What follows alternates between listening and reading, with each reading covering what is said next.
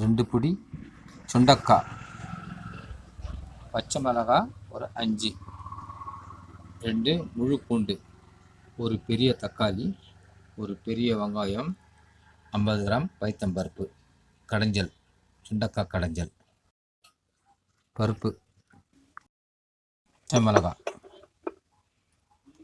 பூண்டு, வெங்காயம், தக்காளி,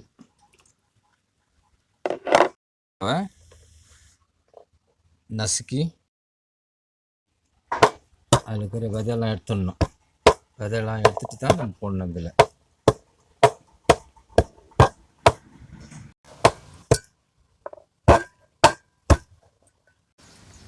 நசுக்கிய சுண்டைக்காவை தண்ணியில் போட்டு அழித்து விதை எடுத்துட்டு போட்டுடணும். சுத்தம் செய்த சுண்டக்காய்,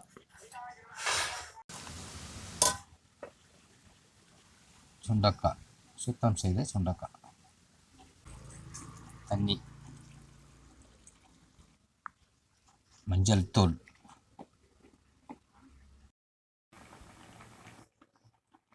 பாயில் ஆகினுக்குது. ஒரு 6 மினிட்ஸ் 6 நிமிஷம் நல்லா பாயில் ஆகணும். நல்லா வெந்துட்டு பிறகு நம்ம கடைஞ்சிட்டு ஒரு தாளிப்பு போட்டுக்கணும். பாயில் ஆகிட்டுக்குது. இப்போ சட்டியில் போட்டு நம்ம கடைஞ்சிக்கணும்.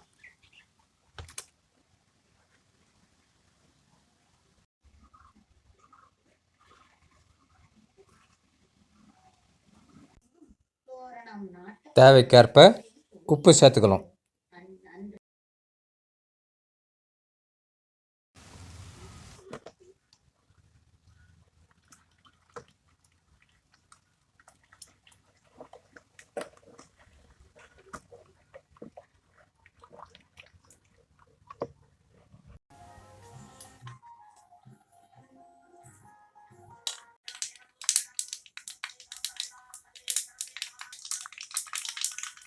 பெருங்காயம்,